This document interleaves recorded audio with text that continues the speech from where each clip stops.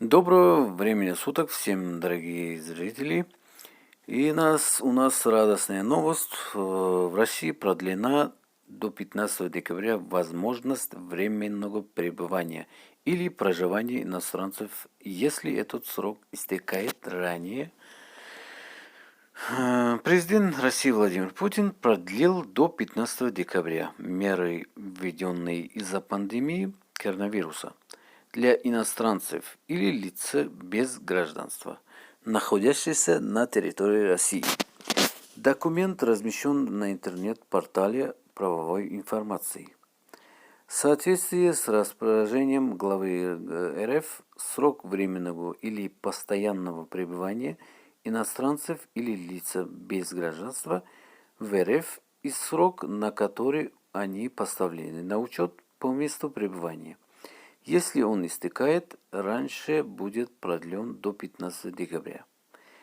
Также отмечается, что до середины декабря из России не будут депортированы лица, в отношении которых принято решение о выдворении из страны.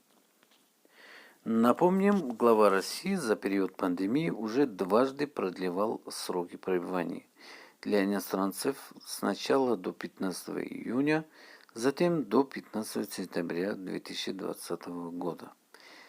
Также недавно было принято еще одно нововведение в сфере миграции.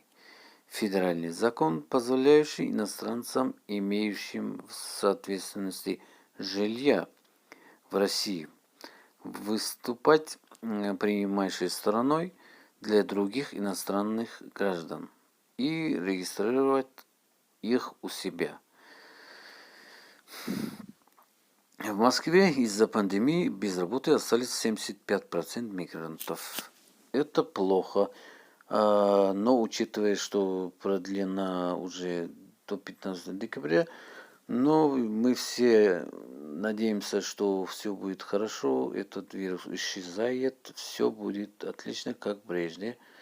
Дорогие мигранты, вы не переживайте, и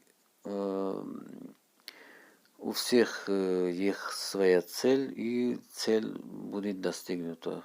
Пишите в комментарии обязательно.